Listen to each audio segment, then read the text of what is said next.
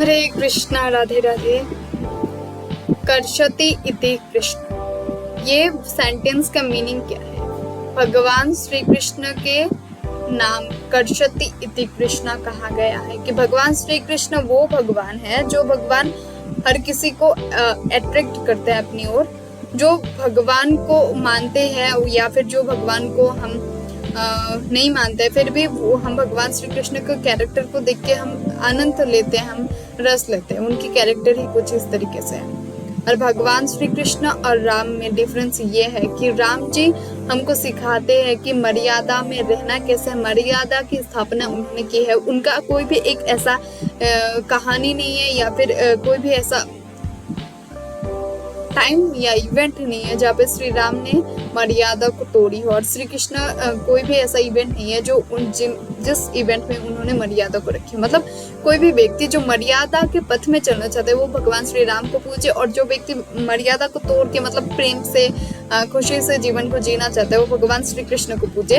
भगवान ने हमको चॉइस दिया है, हम उस चॉइस के मुताबिक जिस भगवान को पूजते हैं उस भगवान ने जैसा कैरेक्टर्स हमको दिया है, जैसा उन्होंने किया है, जैसा कर्म उन्होंने किया है, मर्यादा में रहना रखना या फिर मर्यादा में रहना, ये सारे हमारे चॉइस है। हम उसी तरह से हिसाब से भगवान को हम चूज करके उन्हीं भगवान के दिए हुए राह पे हम चले और भगवान की भक्ति करें। तो हमारे पास चॉइस है, हम भगवान को चूज करके हम पूजा पाठ कर सकते हैं उन्हीं भगवान से, किसी भी भगवान को। आप माता देवी को पूजे, श्री राधा रानी को पूजे, दुर्गा को पूजे, आप काली को पूजे, आप भगवान शिव को पूजे या फिर आप किसी भी भगवान को पूजे, लेकिन बिलीव होना चाहिए और भक्ति सच्ची होनी चाहिए, तब जाके आपको मोक्ष प्राप्त होगा। ठीक है, ये बात हो गई।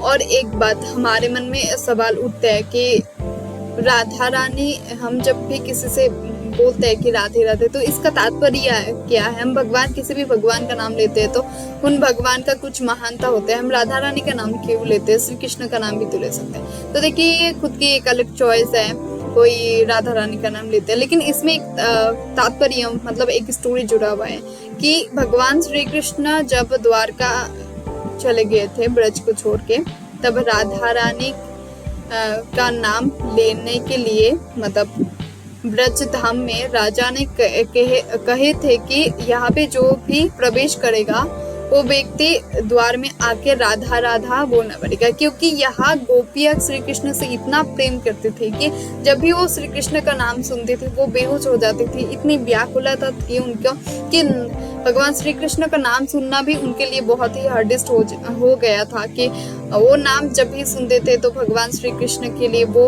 उनकी इतनी प्रेम थी कि वो वहीं पे बेहोश हो जाते। तो भगवान के प्रति प्रेम को देख के श्री राधा रानी का नाम लेने के लिए यहाँ पे कहे गए थे, और तब से एक प्रथा चलती है कि हर कोई व्यक्ति यहाँ पे ब्रज में जब भी कोई व्यक्ति एंट्री करता है तो राधे राधे बोल के जाता है। तो वो उसी से एक प्रचलित कथा है, तो ये भी मैं कहीं पे सुनी हूँ, तो ये स्टोरी मुझे भी अच्छा लगा है।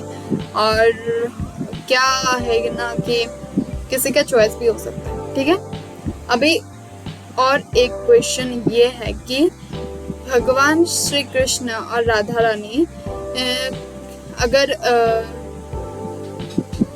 अगर प्रेम करते थे तो उनकी मिलन क्यों नहीं? क्योंकि भगवान श्री कृष्ण के भाग्य में राधा रानी नहीं थे, और सच तो ये है कि भगवान श्री कृष्ण और राधा रानी अलग नहीं थे, वो दोनों एक ही थे। और भगवान श्री कृष्ण कहते हैं कि किसी से विवाह करने के लिए दो शरीर की जरूरत होती है, एक शरीर की नहीं, क्योंकि भगवान श्री राधा रानी एक ही शरीर थे।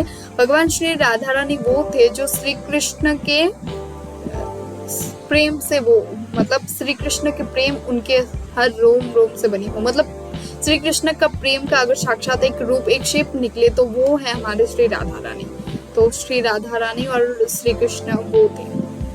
ठीक है, और भगवान के नाम चैंट हम कर लेते हैं, लेकिन हम अच्छे से मन से चैंट नहीं कर पाते। जब भी हम भगवान के नाम को चैंट करने लगते हैं तो सारे विषय हमारे सर पे आ जाता है कि क्या करना था, क्या नहीं करना था, ये सब क्यों होता है।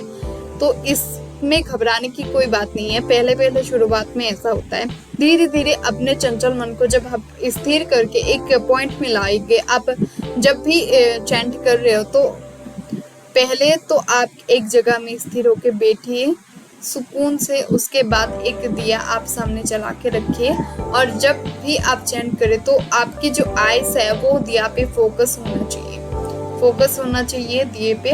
और उसके बाद आप चैंटिंग ऐसे इस तरह से करना चाहिए कि आपको मतलब अपने माइंड में एक इमेजिनेशन कर लेना चाहिए कि आप मन से आपके ऊर्जा अंदर से आपके मुंह से ये नाम, जैसे कि राधा, ये मुंह से निकल रहा है, फिर आप उसको हियर कर रहे हैं, फिर आप उस शब्द को अपने आईज में ऐसे लिखा हुआ देख रहे हैं राधा करके, फिर आपके माइंड में भी ऐसा चल रहा है। इस तरह से जब आप करेंगे तब जाके ये फुल मेडिटेटेड चैंट होता है जिससे आपके मन को सुकून मिलता है। ये है रियल जाप, जहाँ पे हम भगवान के साथ, परमात्मा का साथ जुड़ जाते हैं। ये धीरे धीरे प्रैक्टिस करने से हो जाएगा। तो आज के लिए इतना ही। किसी का कुछ भी क्वेश्चन रहा हो तो मेरे कमेंट सेक्शन में बताइएगा। राधे।